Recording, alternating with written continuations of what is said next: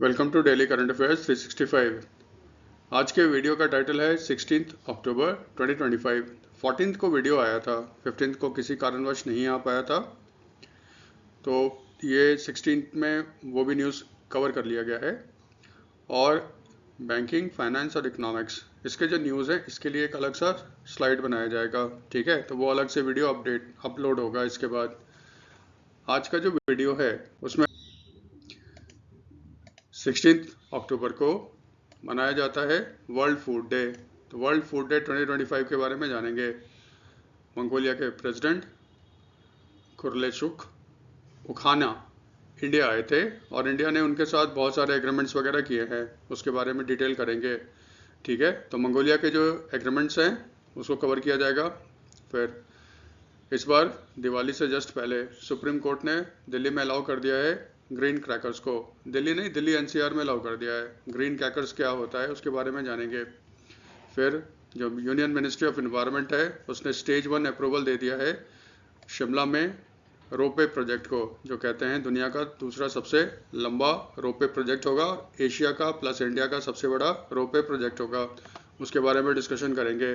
फिर एलिफेंट्स का census India में हुआ था, उसका डेटा रिलीज किया है wild life Institute of India ने, और उसके हिसाब से भारत में एस्टिमेटेड 22,446 एलिफेंट्स पाए गए हैं। किस स्टेट में सबसे ज़्यादा है वो सब डिस्कस करेंगे। ये आपने सुना ही होगा, अमेरिकन कंपनी है गूगल, उसने कमिट किया है कि वो $15 बिलियन का इन्वेस्टमेंट करेगा विशाखापट्टनम में।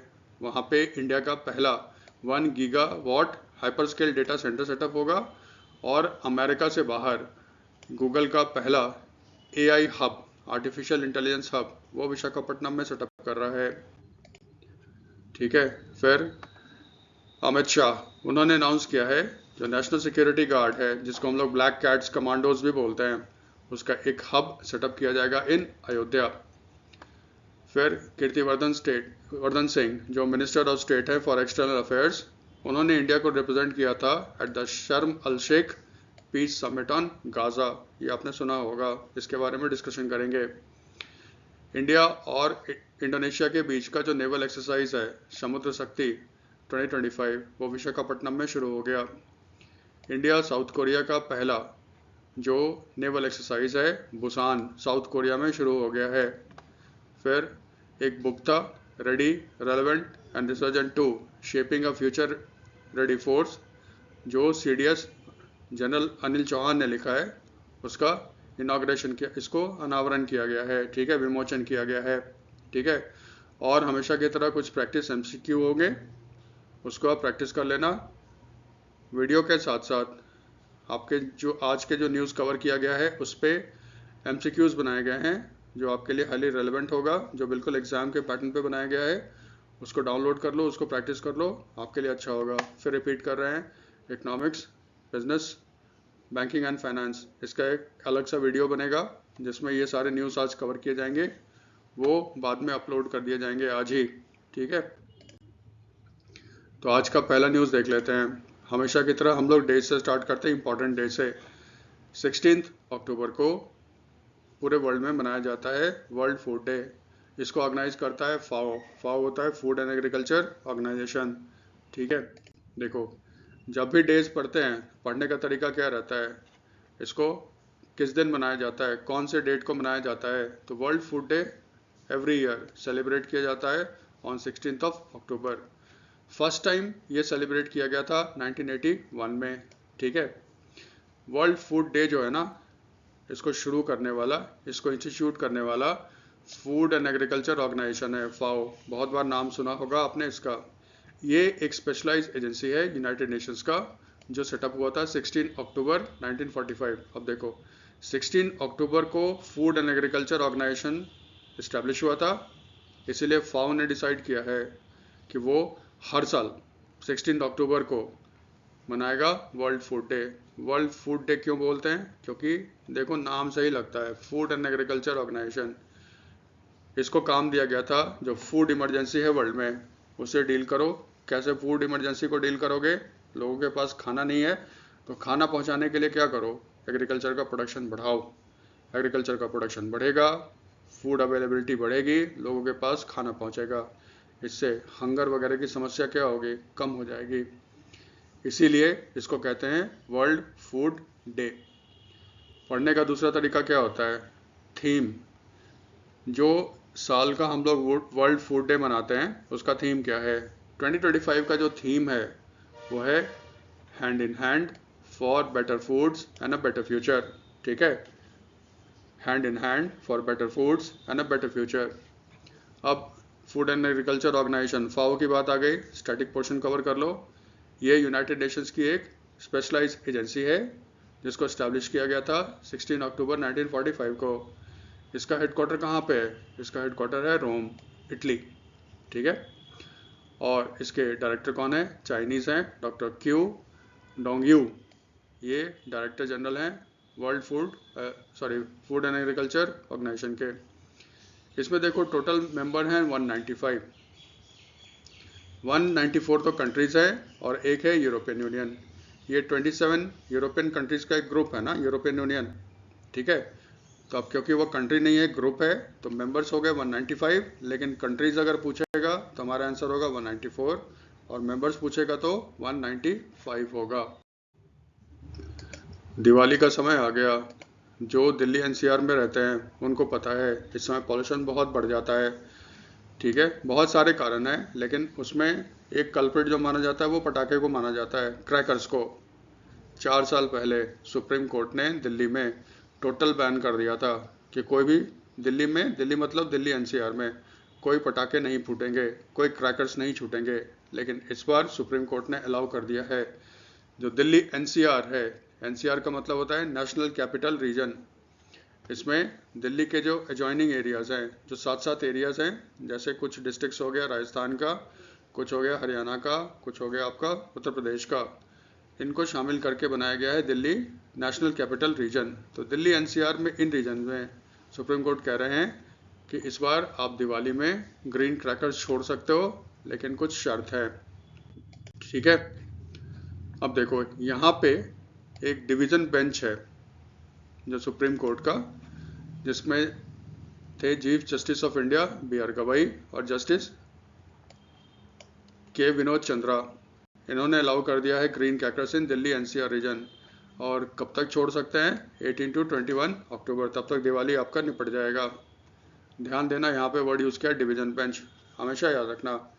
सुप्रीम कोर्ट में कोई भी केस होता है उसमें कम से कम 2 जज उस केस को हियर करेंगे, उसको कहा जाता है डिवीज़न बेंच। तो जब भी डिवीज़न बेंच कहा जाता है तो उसमें 2 आते हैं। फिर आने लगता है कॉन्स्टिट्यूशनल बेंच, तो उसमें मिनिमम आपके 5 होने चाहिए।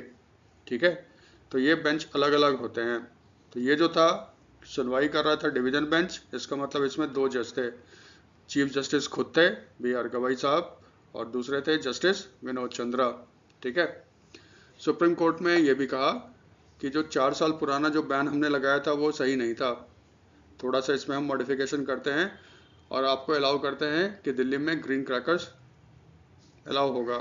लेकिन उसने शर्त ये लगा दिया, उसने टाइमिंग फिक्स कर दिया, इतना से इतना टाइम आप पटाखे छोड़ सकते हो। उससे हमें कोई मतलब नहीं है, हमें किससे मतलब है। सुप्रीम कोर्ट कहता है वही पटाखे आपके या वही क्रैकर्स आपके दिल्ली में बेचे जाएंगे, ग्रीन क्रैकर्स, जिसको सर्टिफाई और डेवलप किया है CSIR नीरी ने। जब ये पॉल्यूशन वाली बात हो रही थी ना कि पटाखे के कारण पॉल्यूशन बहुत ज़्यादा एकाएक बढ़ जाता है, तब गवर्नमेंट ऑफ इंडिया ने नीरी का फुल फॉर्म होता है national environmental engineering research institute, जो नागपुर महाराष्ट्र में बेस्ड है, उसको कहा था क्या ग्रीन क्रैकर्स बन सकते हैं क्या जिसमें कन्वेंशनल क्रैकर्स के मुकाबले थोड़ा कम पोल्यूशन हो। उसने कहा बन सकते हैं। उसने बनाया, उसने स्टैंडर्ड फिक्स किया कि पटाखे में ये सब चीज़ होनी चाहिए और ये उनका आउटपुट होना चाहिए, उसको कहते हैं ग्रीन क्रैकर्स।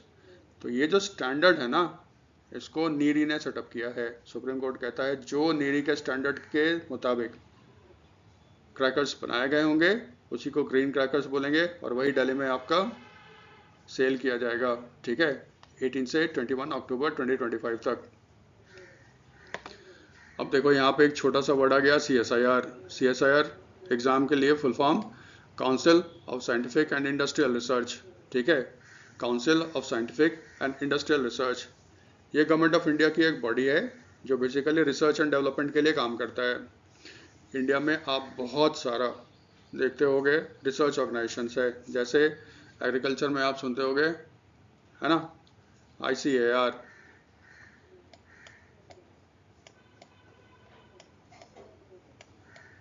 ये एग्रीकल्चर में रिसर्च के लिए है। इसी तरह साइंस और इंडस्ट्रियल रिसर्च के लिए भारत सरकार ने बना रखा है council of scientific and industrial research. ये आता है किस मिनिस्ट्री के अंदर? Under the ministry of science and technology, government of India.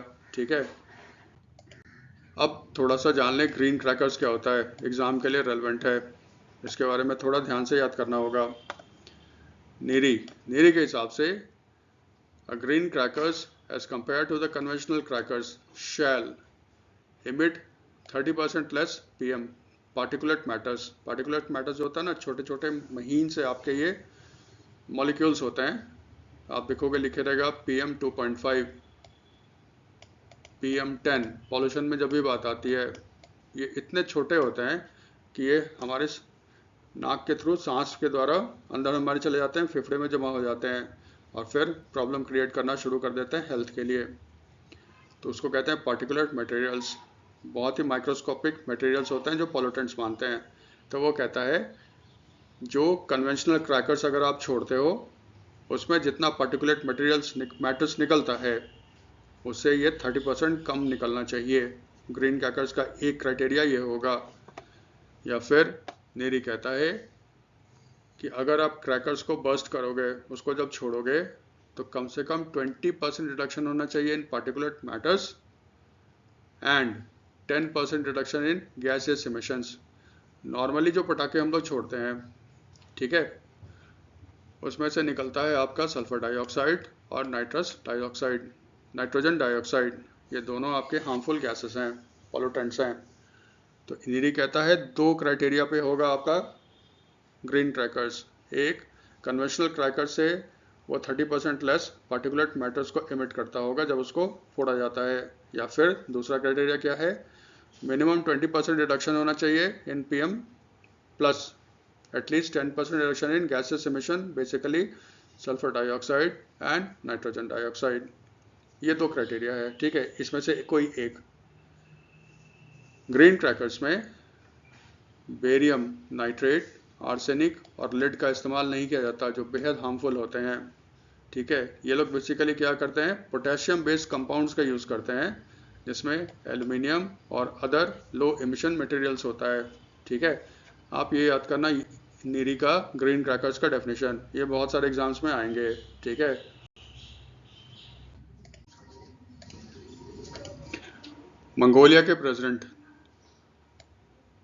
खुरलेसुख उखाना ये हैं, ये अभी इंडिया के विजिट पे आए थे।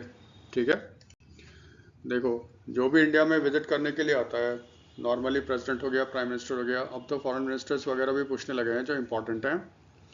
पढ़ने का तरीका यही होता है, ये जो इंडिया आए थे ये कौन हैं? तो मंगोलिया के प्रेसिडेंट थे खुरलेसुख उखाना, वो भारत आए थे। ठीक है, एक तो नाम याद रखना पड़ेगा, इनका डिजिग्नेशन क्या है। दूसरा, it was his first state visit to India. ठीक है, ये इंडिया में पहली बार आ रहे थे as a president of Mongolia. ये डेट हमें याद करने की ज़रूरत नहीं है, 13 से 16 अक्टूबर 2025 को आए थे, वो याद करने की ज़रूरत नहीं है। ध्यान क्या रखना है, मंगोलिया ने इंडिया को डिक्लेयर कर रखा है एज अ स्पिरिचुअल नेबर। उसने थर्ड नेबर भी घोषित कर रखा है। देखो थर्ड नेबर क्यों, मंगोलिया एक लैंडलॉक्ड कंट्री है। लैंडलॉक्ड का मतलब है ना, ये चारों तरफ दूसरे देशों से घिरा हुआ है। इसके दो ही नेबर हैं, एक रशिया और दूसरा चाइना। ठीक है, लेकिन इंडिया को उसने डिक्लेयर कर रखा है एज अ थर्ड नेबर। क्यों? मंगोलिया बेसिकली एक बुद्धिस्ट कंट्री है और बुद्ध किससे एसोसिएटेड है? इंडिया से एसोसिएटेड है, इसलिए इसको ये थर्ड नेबर भी मानता है, स्पिरिचुअल नेबर भी मानता है। 2020 में इंडिया और मंगोलिया के टाइज को एक स्ट्रेटेजिक पार्टनरशिप के रूप में बना दिया गया था। और क्योंकि मंगोलियंस बुद्धिस्ट हैं, इसीलिए वो पिलग्रमेज के लिए, बुद्धिस्ट साइट के लिए इंडिया आते हैं। ठीक है, खुरलेसुख उखाना प्राइम मिनिस्टर मोदी से मिले थे और दोनों ने मिलकर एक पोस्टल स्टैंप जारी किया है जो मार्क करता है 30th anniversary of establishment of diplomatic relationship. India और मंगोलिया ने 24 दिसंबर 1955 को डिप्लोमेटिक रिलेशनशिप इस्टेब्लिश किया था। 2025 में वो 70 ईयर्स मना रहे हैं इसके स्थापना के। इसी के लिए इसको मार्क करते हुए एक स्पेशल पोस्टेज स्टैम्प रिलीज किया गया था प्राइम मिनिस्टर मोदी और खुरलेसुख उखाना के द्वारा। ठीक है, ऐसा याद रखना। 70th किस कंट्री के साथ 70th डिप्लोमेटिक एनिवर्सरी के उपलक्ष्य में इंडिया ने एक कमेमोरेटिव पोस्टल स्टैम्प रिलीज किया है, मंगोलिया। ठीक है, और मंगोलिया ने कहा इंडिया का जो परमानेंट मेंबरशिप का जो दावा है in the United nation security council, हम उसको सपोर्ट करते हैं। आप जानते हो यूनाइटेड नेशन सिक्योरिटी काउंसिल में 15 मेंबर्स होते हैं, उसमें से 10 जो होते हैं वो नॉन परमानेंट होते हैं, 2 ईयर्स के लिए इलेक्ट होते हैं, और 5 जो होते हैं वो परमानेंट मेंबर्स हैं। परमानेंट मेंबर्स कौन है? United states, UK, Russia, France और चाइना। इंडिया डिमांड कर रहा है कि उसको भी परमानेंट मेंबरशिप मिलना चाहिए। और अभी आपको याद होगा यूनाइटेड किंगडम के प्राइम मिनिस्टर केर स्टारमर इंडिया आए थे और उन्होंने भी सपोर्ट किया था इंडिया का membership of the permanent membership of the United Nations. ठीक है, तो मंगोलिया ने भी इंडिया को सपोर्ट किया है इसके लिए।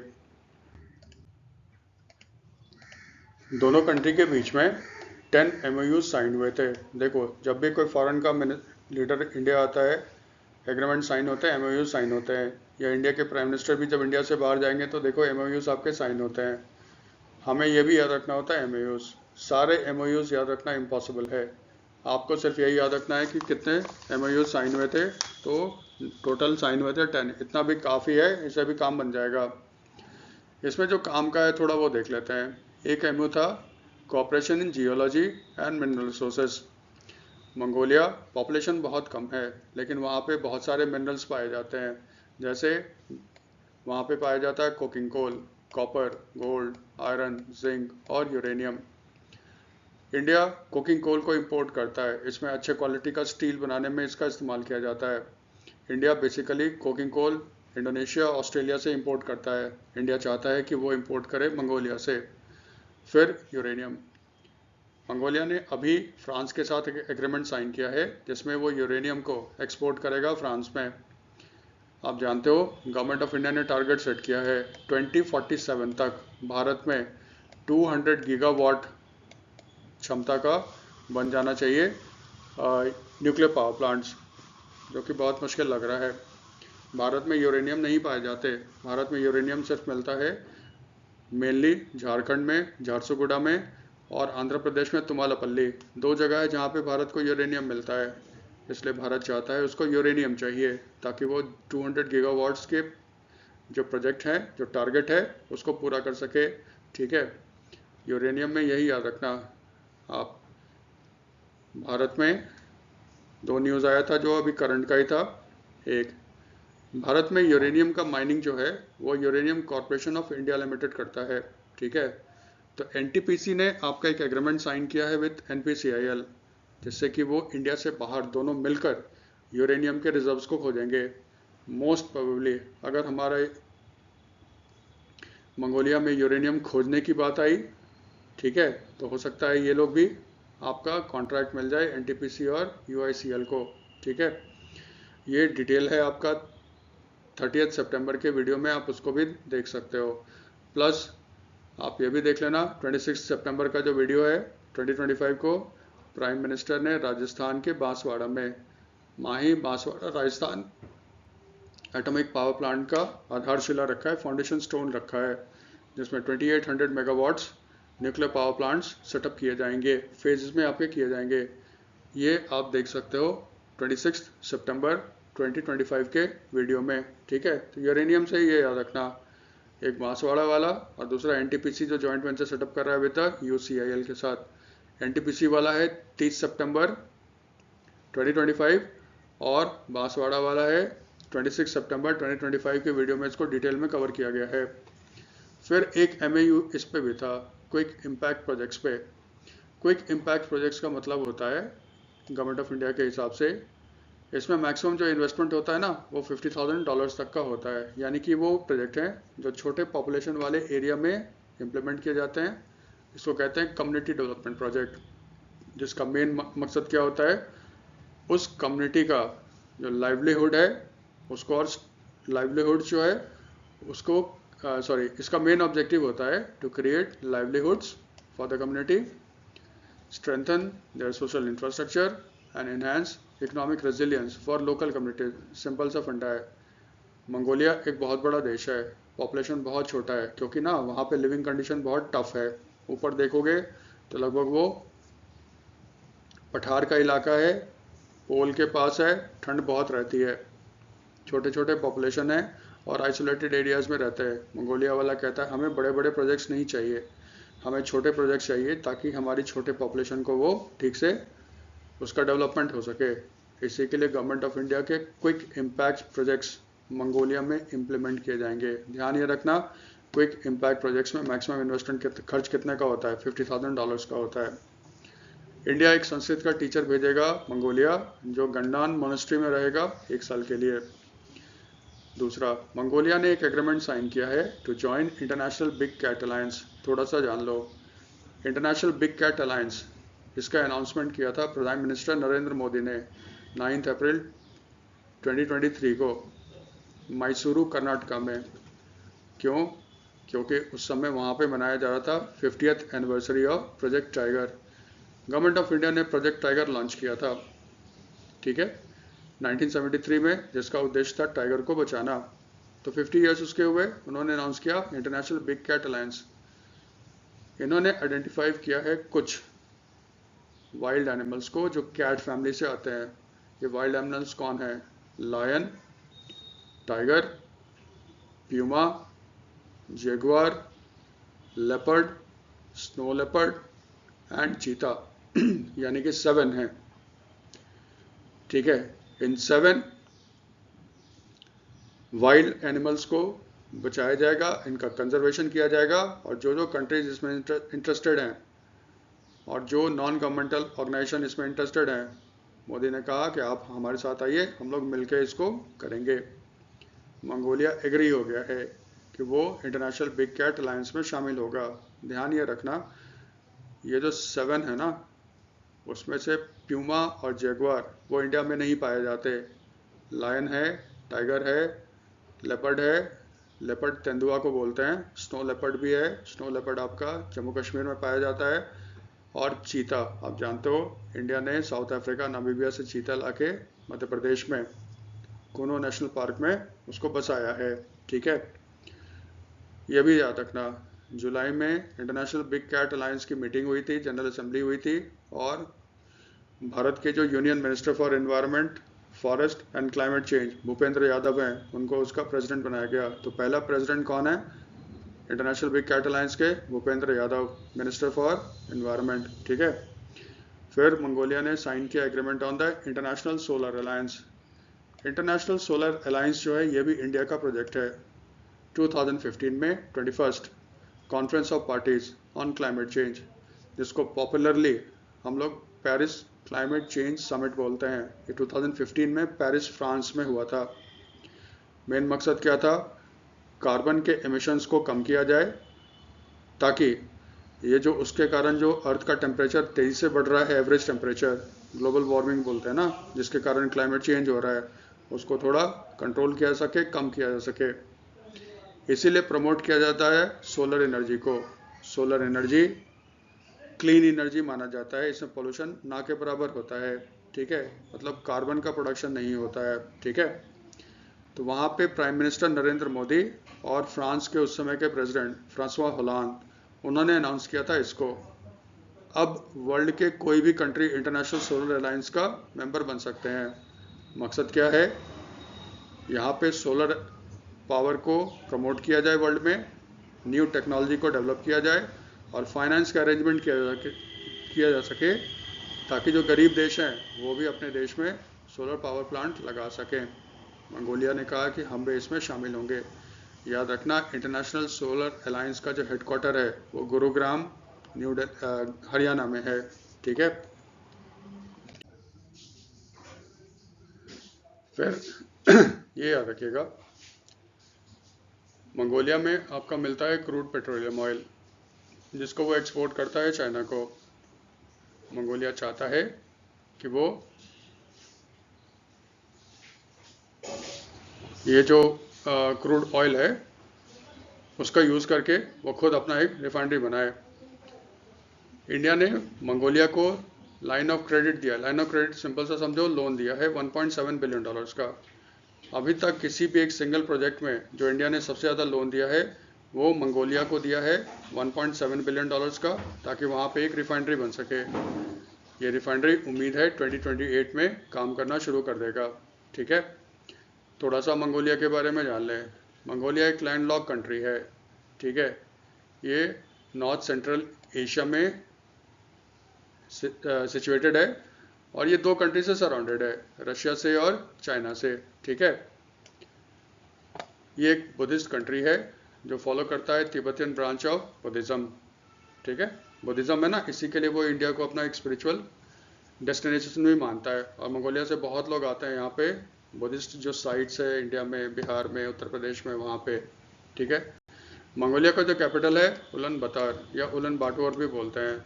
इसकी करेंसी जो है वो है टुगरिक और इसके प्रेसिडेंट तो आप जानते हो खुरलेकसुख उखाना है।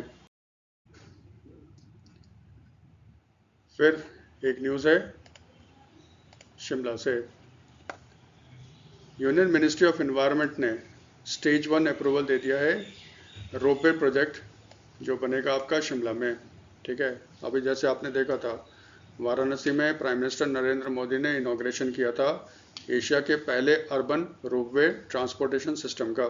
ठीक है, इसी तरह वर्ल्ड का दूसरा सबसे लंबा और एशिया का सबसे लंबा रोपवे प्रोजेक्ट बन रहा है आपका शिमला में। इस प्रोजेक्ट का बहुत जगह नाम देखिएगा, ऑफिशियल नाम है तारा देवी शिमला रोपवे प्रोजेक्ट। इसकी टोटल लंबाई है 30.79 किलोमीटर्स और ये कनेक्ट करेगा तारा देवी को संजौली से। ठीक है, प्रोजेक्ट का एम क्या है? शिमला एक पॉपुलर टूरिस्ट स्पॉट है। यहाँ पे लोग घूमने के लिए बहुत आते हैं, लेकिन हिली एरिया होने के कारण लैंड बहुत ही कम है। ट्रैफिक का ज़बरदस्त वहाँ पे जैम होता है और गाड़ियाँ आएगी तो फिर पॉल्यूशन वगैरह भी होता है। इस प्रॉब्लम को सॉल्व करने के लिए ट्रैफिक कंजेशंस का प्लस एनवायरनमेंट पे भी बेनिफिशियल इफेक्ट होगा, इसीलिए इस प्रोजेक्ट को लॉन्च किया गया है। अब देखो इस प्रोजेक्ट में ना 16 ये जो प्रोजेक्ट जिस एरिया से गुजरेगा उसमें लगभग 6.19 हेक्टेयर जो है ना वो फॉरेस्ट लैंड है। ठीक है, भारत में फॉरेस्ट कंजर्वेशन एक्ट 1980 के तहत अगर कोई भी फॉरेस्ट के एरिया में डेवलपमेंट का वर्क होता है तो उसके लिए पहले परमिशन लेना पड़ता है with the Union Ministry of forest. ठीक है, union Ministry of Environment, Forest and Climate change. ठीक है, तो वो फर्स्ट स्टेज जो क्लियरेंस है वो गवर्नमेंट इस प्रोजेक्ट को यूनियन मिनिस्ट्री की तरफ से मिल गया है, तो अब ये काम शुरू हो जाएगा। ठीक है, हिमाचल प्रदेश गवर्नमेंट क्लेम कर रहा है कि ये इंडिया का लॉन्गेस्ट होगा और वर्ल्ड का सेकंड लॉन्गेस्ट रोपवे प्रोजेक्ट होगा जब ये पूरी तरह से लागू हो जाएगा। ये जो प्रोजेक्ट है इसको बनाया जाएगा under the triple P. Triple P होता है पब्लिक प्राइवेट पार्टनरशिप। इसका मतलब Himachal Pradesh government private sector के साथ मिलकर इस प्रोजेक्ट को कंस्ट्रक्ट करेगा और टारगेट है 2030 तक ये प्रोजेक्ट आपका कंप्लीट हो जाना चाहिए। ठीक है, दूसरा इस प्रोजेक्ट पे जो टोटल कॉस्ट है वो 1734 करोड़ का है। 1734 करोड़ में से 80% जो फंड आएगा वो लोन के रूप में आएगा और ये लोन कौन दे रहा है? New development bank. New development bank को पहले कहा जाता था ब्रिक्स बैंक, अब उसका नाम चेंज करके कर दिया गया है न्यू डेवलपमेंट बैंक। इसका हेडक्वार्टर कहाँ पे है? शंघाई चाइना में है। ठीक है, बाकी का जो 1734 करोड़ का 20% होगा ये state government, Himachal Pradesh government अपने पॉकेट से खर्च करेगा। यह है आपका तारा देवी शिमला रोपवे प्रोजेक्ट। फिर 2025 एलिफेंट सेंसस हुआ है और एस्टिमेट किया गया है भारत में अराउंड 22,446 एलिफेंट्स हैं। ठीक है, इस रिपोर्ट का नाम क्या है? SAIEE।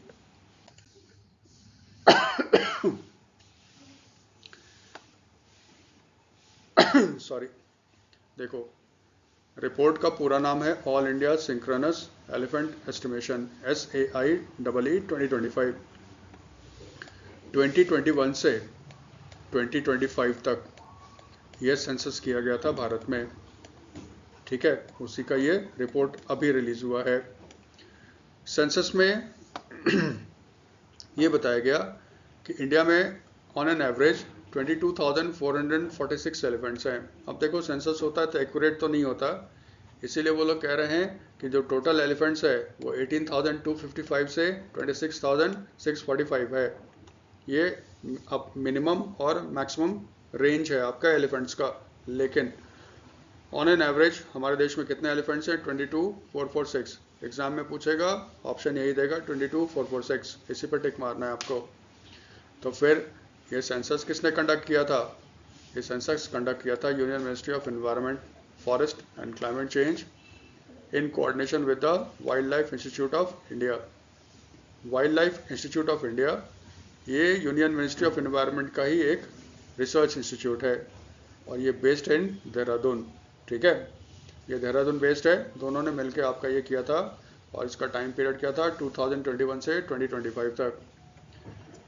इस सेंसस में पहली बार DNA based mark recapture sampling का इस्तेमाल किया गया, ठीक है। इसका मतलब पहले क्या होता था? रेडियो कॉलर लगाते थे, उसके कान में छेद करके ना रेडियो कॉलर लगाते थे, इससे कि उनका ट्रैक भी किया जाता था, प्लस काउंट भी किया जाता था कि एलिफेंट कौन है। इस बार क्या किया है उन्होंने DNA सैंपल इस्तेमाल किया है एलिफेंट का। DNA जो होता है वो हर एलिफेंट्स में अलग अलग होगा, तो फिर DNA इनको मिला कहाँ से? आप जानते हो जंगल में रहते हैं, इनके बाल गिरते होंगे जंगल में, इनके फीसेस मतलब इनके जो मल होंगे वो गिरते होंगे, तो इनके मल से या इनके हेयर जो वहाँ पे फॉरेस्ट एरिया में मिले, उसमें से DNA सैंपल को निकाला गया है और फिर एस्टिमेट किया गया है कि भारत में कितने एलिफेंट हैं? 22,446। यही मतलब होता है DNA based mark recapture sampling का, ठीक है। तो फिर जो सबसे इम्पोर्टेंट है, भारत में सबसे ज़्यादा एलिफेंट किस एरिया में पाए जाते हैं और भारत में सबसे ज़्यादा एलिफेंट किस रीजन में पाए जाते हैं? सेंसस के हिसाब से भारत में सबसे ज़्यादा एलिफेंट पाए जाते हैं कर्नाटका में 6013, सेकंड नंबर पे असम, थर्ड पे आपका तमिलनाडु, फोर्थ पे है केरला और फिफ्थ पे आपका है उत्तराखंड। टॉप 5 काफ़ी रहता है। डेटा ने इस बार सेंसस में ना रीजन वाइज भी डेटा दिया गया है। सबसे ज़्यादा एलिफेंट्स पाए जाते हैं वेस्टर्न घाट्स में, 11,934 एलिफेंट्स वहाँ पाए गए हैं। फिर सेकंड पे आता है north eastern hills and Brahmaputra flood plains, ठीक है। ब्रह्मपुत्रा का जो बाढ़ का एरिया है, मैदानी एरिया, वो सेकंड नंबर पे आता है। थर्ड पे आता है Shivalik hills and Gangetic plains, Ganga का जो एरिया है, और फोर्थ पे आता है central India and eastern Ghats. ये 4 रीजन में बांट दिया गया है एलिफेंट्स को। तो सबसे ज़्यादा वेस्टर्न घाट, सेकंड पे नॉर्थ ईस्टर्न हिल्स, थर्ड पे शिवालिक और फोर्थ पे है central India and eastern Ghats. ये सबसे इंपॉर्टेंट है। सबसे ज़्यादा एलिफेंट कहाँ है? कर्नाटका। मैक्सिमम आप देखना यही क्वेश्चन पूछेगा। और लास्ट जो सेंसस हुआ था वो 2017 में हुआ था। 2017 के बाद ये 2025 में हो रहा है, ठीक है। फिर ये न्यूज़ आपने सुना होगा, जो अमेरिकन कंपनी है अल्फ़ाबेट, गूगल सबसे फेमस है। गूगल की जो कंपनी है ना, उसका नाम अल्फ़ाबेट है। वो भारत में $15 बिलियन इन्वेस्ट करेगा। कहाँ पे? विशाखापट्टनम में। वहाँ पे सेटअप करेगा 1 gigawatt hyper scale data centre और उसका AI हब भी वहाँ पे सेटअप हो रहा है विशाखापट्टनम में। यही न्यूज़ आपने सुना भी होगा। पहला चीज़ क्या याद रखना है, AI होता है artificial intelligence. United states of America के बाहर जो सबसे बड़ा गूगल का AI हब होगा वो विशाखापट्टनम में सेटअप होगा। पहला चीज़ तो ये याद रखिएगा।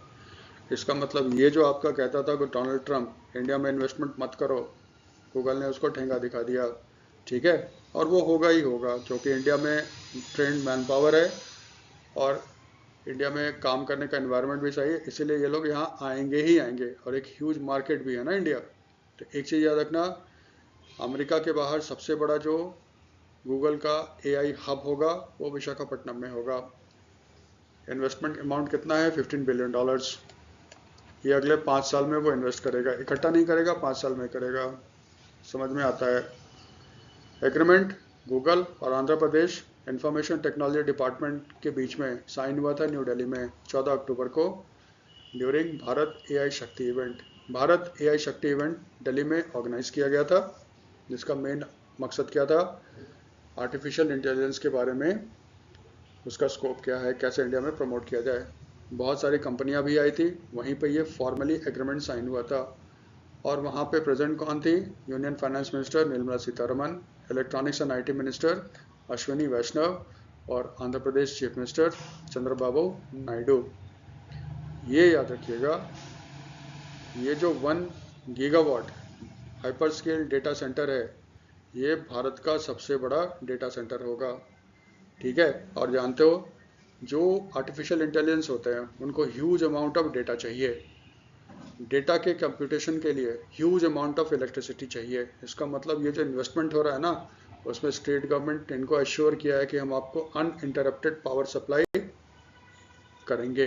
तो इसका मतलब ह्यूज इन्वेस्टमेंट है ये इंडिया के लिए। Union home minister Amit Shah ने अनाउंस किया है नेशनल सिक्योरिटी गार्ड, NSG इसको बोलते हैं, या बहुत पॉपुलरली इसको लोग जानते हैं ब्लैक कैट कमांडो। देखो ये सारे जो हैं इनके कपड़े जो हैं ब्लैक कैट हैं, ब्लैक है ना बिल्कुल, ठीक है, और ये कमांडोज हैं। अमित शाह ने अनाउंस किया है NSG का एक नया हब होगा और वो इस्टेब्लिश किया जाएगा अयोध्या उत्तर प्रदेश में। ठीक है, ये जो होगा ये 7th हब होगा of the national security guard. देखो, नेशनल सिक्योरिटी गार्ड्स का जो ऑपरेशनल हेडक्वार्टर है वो है मनेसर, हरियाणा, बिल्कुल दिल्ली बॉर्डर के साथ सटा हुआ है। जब मुंबई में टेररिस्ट अटैक हुआ था तब मानेसर से इन NSG कमांडोज को उठाकर एयरलिफ्ट करके मुंबई लाया गया था। बाद में गवर्नमेंट ऑफ इंडिया को रियलाइज़ हुआ इसमें बहुत टाइम लगता है, इसीलिए उसने क्या किया, इसको डिसेंट्रलाइज कर दो। ऑपरेशनल हेडक्वार्टर तो आपका मानेसर ही होगा, लेकिन इंडिया के कुछ कुछ इलाके में उसके हब सेटअप किए जाएंगे NSG के।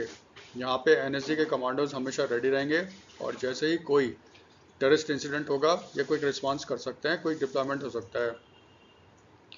मुंबई, चेन्नई, कोलकाता, हैदराबाद, अहमदाबाद और जम्मू, ये 6 जो हैं यहाँ पे ऑपरेशनल है NSG का हब। और 7वां जो है वहाँ कहाँ पे सेटअप हो रहा है? अयोध्या उत्तर प्रदेश में। अमित शाह ने ये अनाउंसमेंट कहाँ पे किया था?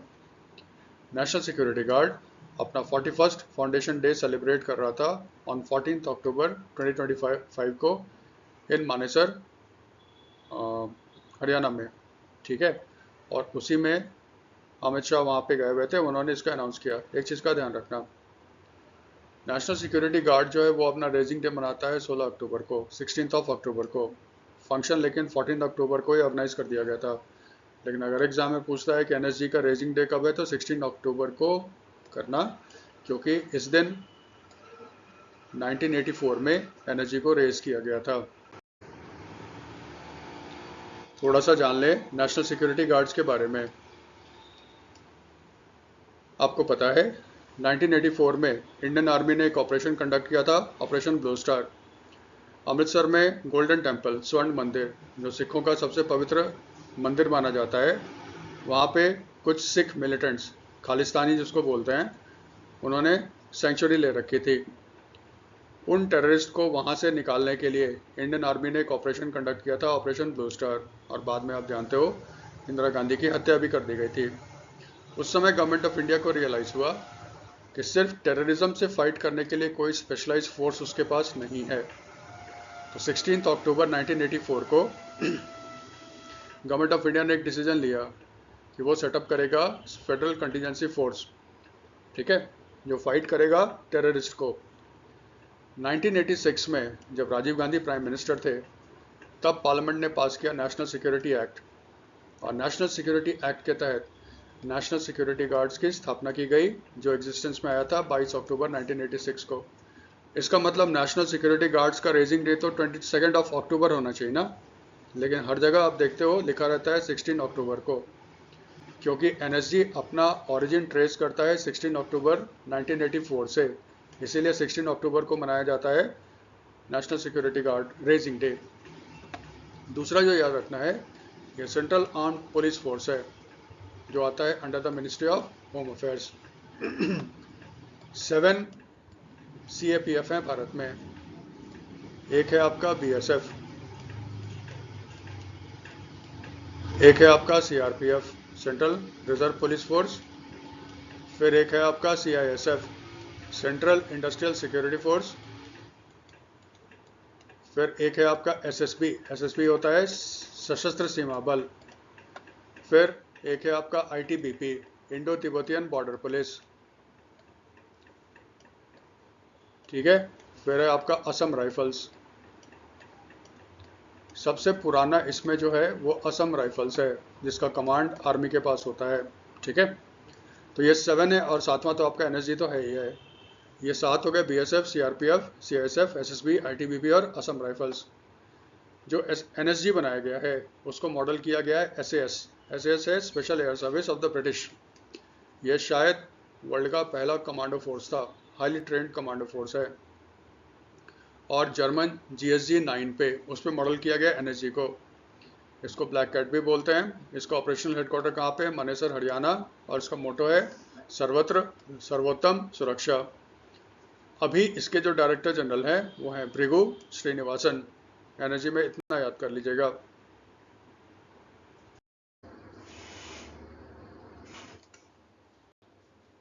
कीर्तिवर्धन सिंह, ये है कीर्तिवर्धन सिंह, ठीक है।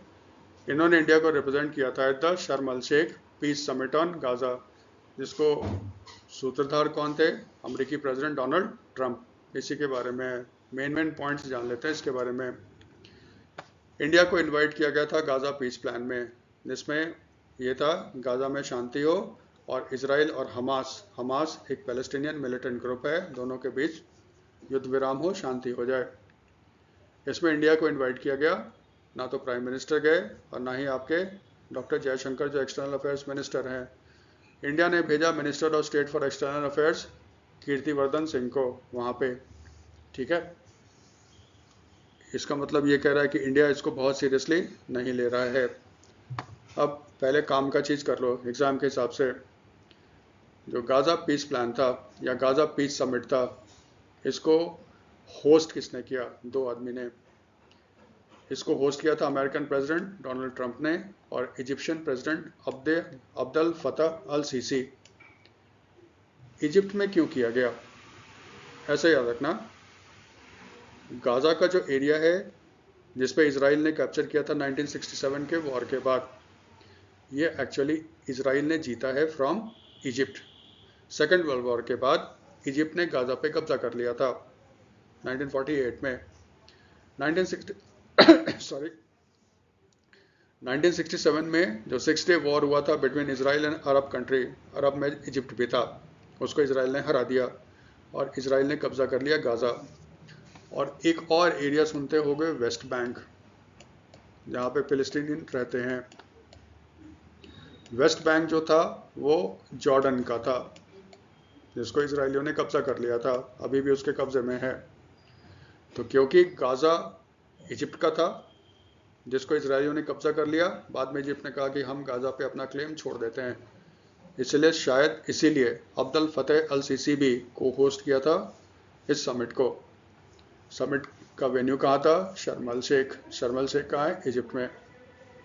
दूसरा चीज़ जो ध्यान रखिएगा, शर्म अल शेख आने से पहले डोनाल्ड ट्रंप पहले गए इसराइल, और वहाँ पे जो इसराइल का प्रेसिडेंट है कनेसेट, उसको उन्होंने संबोधित किया था और भाषणबाजी किया था, पीस करेंगे, ये करेंगे, वो करेंगे।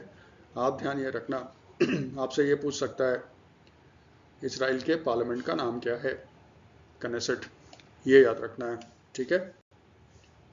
फिर ये जो गाज़ा एकॉर्ड हुआ था, जिसमें गाज़ा का एरिया जहाँ पे पैलेस्टीनियंस रहते हैं, जिसको कब्जा कर रखा है इसराइल ने, वहाँ पे जो पीस होगा उसके लिए शांति समझौता पे देखो हस्ताक्षर किसने किए हैं, ध्यान से देखो। इस पे किया है US, टर्की का नाम चेंज हो गया, तुर्की कर दिया है, इजिप्ट और कतर। मजे की बात क्या है, जो शांति समझौते में जिसको शामिल होना चाहिए इजराइल और जिसको शामिल होना चाहिए हमास, वो लोग थे ही नहीं। इजराइल के प्राइम मिनिस्टर को बुलाया गया, कुछ लोग कह रहे हैं कि टर्की ने ऑब्जेक्शन किया, इजराइल के प्राइम मिनिस्टर यहाँ पे नहीं आए थे। तो बेंजामिन नेतन्याहू इजराइल के प्राइम मिनिस्टर गाज़ा में नहीं थे, गाज़ा समिट में, और ना ही हमास का कोई रिप्रेजेंटेटिव था वहाँ पे। मज़े की बात है। और गाज़ा अकॉर्ड को साइन किसने किया? US, Turkey, Egypt and Qatar ने किया है। ठीक है, ये याद रखिएगा। साइन किसने किया? ये 4 देशों ने इसको साइन किया है। ठीक है, फिर इजिप्शियन गवर्नमेंट ने डोनाल्ड ट्रंप को अपना अवार्ड दिया है, the order of the Nile. ये अवार्ड नरेंद्र मोदी को भी मिल चुका है, इतना याद रखना। गाज़ा में और इतना भी नहीं करेंगे, वीडियो बहुत लंबा हो रहा है, उसको यहीं पे ड्रॉप करते हैं जो काम का चीज़ था। फिर विशाखापट्टनम में समुद्र शक्ति नेवल एक्सरसाइज स्टार्ट हुआ बिटवीन इंडिया एंड इंडोनेशिया। ठीक है, इंडिया इंडोनेशिया की नेवी एक्सरसाइज जो होता है उसको बोलते हैं समुद्र शक्ति, और ये हुआ कहाँ पे? विशाखापट्टनम में। इंडिया की तरफ से कौन से शिप ने पार्टिसिपेट किया? INS कावारत्ती। ये एक एंटी सबमरीन वॉरफेयर कॉर्वेट है। इंडोनेशिया की तरफ से आया KRI जॉन लाई, ये भी एक कॉर्वेट है जिसमें हेलीकॉप्टर्स भी होते हैं। पहला जो समुद्र शक्ति एक्सरसाइज था वो 2018 में हुआ था इंडोनेशिया में। इसको ना अल्टरनेटिवली होस्ट किया जाता है इंडिया और इंडोनेशिया में एवरी 2 ईयर्स, यानी कि 2023 में जो हुआ था वो इंडोनेशिया में हुआ था। ठीक है, नॉर्मली इसको 2-2 साल पे किया जाता है। इसका मतलब होपफुली, शायद, अभी डिटेल आया नहीं है, अगला जो होगा वो इंडोनेशिया में होगा, लेकिन शायद 2027 में होगा, वो अभी कंफर्म नहीं है। इंडोनेशिया में ही रहो। जो नेवल एक्सरसाइज है उसको कहते हैं समुद्र शक्ति, और जो आर्मी का एक्सरसाइज है ना उसको कहते हैं गरुड़ शक्ति। इसका जो 9th एडिशन 2024 में हुआ था वो इंडोनेशिया में हुआ था। इसका मतलब जो 10th एडिशन होगा ना गरुड़ शक्ति का, वो इंडियन आर्मी और इंडोनेशियन आर्मी इंडिया में करेंगे। ठीक है, फिर इंडिया और साउथ कोरिया के बीच पहला naval exercise Busan South Korea में स्टार्ट हो गया है 13 तारीख से। ठीक है, इसको कहा जा रहा है कि ये फर्स्ट नेवल एक्सरसाइज है between the Indian navy and the south Korean navy. South Korea को ना रिपब्लिक ऑफ कोरिया भी बोलते हैं, तो कहीं कहीं आपको ROK दिखेगा। रिपब्लिक ऑफ कोरिया एक ही है, रिपब्लिक ऑफ कोरिया बोलो या साउथ कोरिया बोलो, एक ही है। इसमें इंडिया की तरफ से पार्टिसिपेट कौन कर रहा है? INS सह्याद्री। INS सह्याद्री जो है वो डिप्लॉयड है in the eastern command. Army का जो ईस्टर्न कमांड है उसका हेडक्वार्टर है विशाखापट्टनम। तो ये जो आपका साउथ चाइना सी है, इंडो पैसिफिक एरिया है, इसमें रेगुलर इंडियन नेवी पेट्रोल करता है। इसी में पेट्रोलिंग में INS सह्याद्री वहाँ पे डिप्लॉयड है। ये गया है साउथ कोरिया और वहाँ के नेवी के साथ इसने एक एक्सरसाइज शुरू किया है। नॉर्मली देखो क्या है, हर एक्सरसाइज का एक कोड नेम होता है। फर्स्ट है, कोड नेम अभी अनाउंस हुआ नहीं है, बस बैक ऑफ द माइंड ध्यान रखना किस कंट्री के साथ हम लोगों ने अक्टूबर के मंथ में पहला नेवल एक्सरसाइज स्टार्ट किया? साउथ कोरिया, याद रखिएगा। ठीक है, और फिर एक बुक है, बुक का नाम है ready, relevant and resurgent to shaping a future ready force. इस बुक को लिखा है chief of defence staff General Anil Chauhan ने, और इस बुक को रिलीज किया था डिफेंस मिनिस्टर राजनाथ सिंह ने दिल्ली में। ठीक है, इतना ही याद रखना है भाई। बुक का लेखक कौन है? Chief of defence staff Anil Chauhan. Book का नाम क्या है? Ready, relevant and resurgent to shaping a future ready force. थोड़ा सा ध्यान रखना, अनिल चौहान, इनको अपॉइंट किया गया था 8 सितंबर 2022 को। गवर्नमेंट ऑफ इंडिया ने क्या किया है पिछले मंथ, इनका टेन्योर जो है ना उसको बढ़ा के कर दिया गया है 30 मई 2026 को। ठीक है, ये करंट का न्यूज़ है। भारत के पहले चीफ ऑफ डिफेंस स्टाफ वो थे जनरल बिपिन रावत। इनका दिसंबर 2021 में डेथ हो गया था। और फिर गवर्नमेंट ऑफ इंडिया ने जो second chief of defence staff को भारत में अपॉइंट किया है वो है अनिल चौहान, ये याद रखिएगा, और उनके ये बुक का नाम है first India Australia defence ministers dialogue. ये हुआ था कैनबरा, जो कैपिटल है ऑस्ट्रेलिया का। उसमें पार्टिसिपेट करने के लिए गए थे इंडिया से राजनाथ सिंह, ये हैं, और ये हैं ऑस्ट्रेलिया के डेप्यूटी प्राइम मिनिस्टर और डिफेंस मिनिस्टर रिचर्ड मार्लस। ठीक है, तो वही न्यूज़ था, ये हुआ था कहाँ पे, कैनबरा ऑस्ट्रेलिया में। इसमें काम का चीज क्या है? फर्स्ट, इंडिया और ऑस्ट्रेलिया कोऑपरेट करेंगे on mutual submarine rescue support and, ठीक है, कोऑपरेशन। यानी कि अगर इंडिया का या ऑस्ट्रेलिया का नेवी डिस्ट्रेस में है, वो डूब रहा है, और अगर वो इंडिया के पास है या इंडियन नेवी का कोई शिप है, तो वो उसको मदद करने के लिए जाएंगी। सेम ऑस्ट्रेलिया करेगा इंडिया के लिए।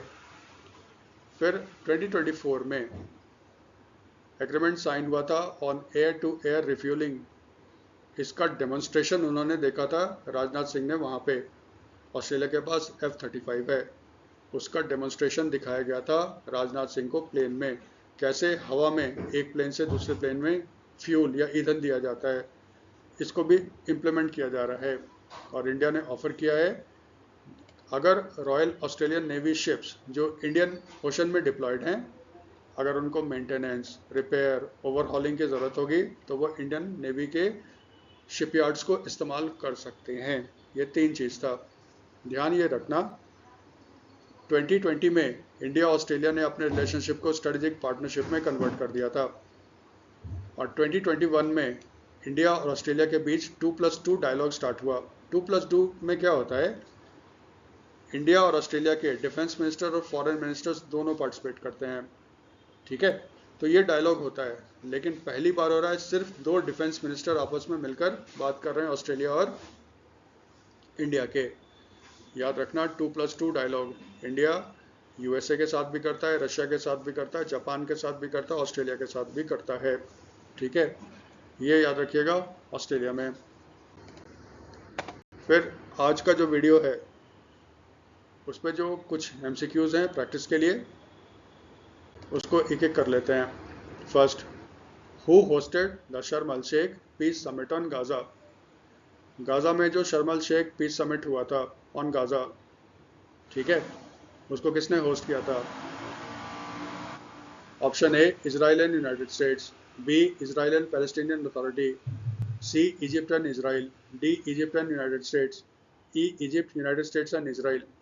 आप जानते हो आंसर क्या है? D, Egypt and the United States. Question number 2, who conducted the All India synchronous elephant estimation census 2025? Option A, World Life Institute of India and World Wide Fund for Nature India, B, world Wide Fund for Nature India and the Union Ministry of Environment, Forest and Climate Change, C, Union Ministry of Environment, Forest and Climate Change, D, Union Ministry of Environment, Forest and Climate Change and Wildlife Institute of India, E, none of these.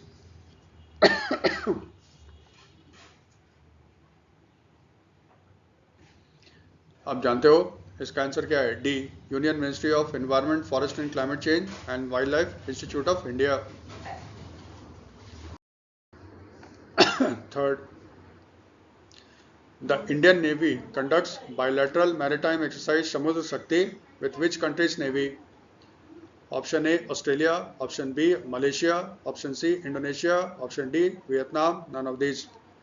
Indian Navy किस country के navy के साथ Samudra Shakti exercise करता है? Australia, Malaysia, Indonesia, Vietnam, none of these. Answer क्या होगा? Indonesia, और विशाखापट्टनम में हो रहा है ना ये। Fourth, what is the theme of the world food day 2025? A, hand in hand for better foods and a better future, B, right to foods for a better life and a better future, C, water is life, water is food, leave no one behind, D, leave no one behind, E, none of these। Theme क्या है world food day 2025 का? आप जानते हो answer क्या है? A, ये right to food for a better life and better future जो है ना, ये 2024 का है। 2023 का है water is life, water is food. ठीक है, और last question, where is the headquarters of the CSIR NEERI? Located. CSIR NEERI, NEERI होता है national environmental engineering research institute. इसकी हेडक्वार्टर कहाँ पे लोकेटेड है? A new Delhi, B Nagpur, C Hyderabad, D Bengaluru, E none of these.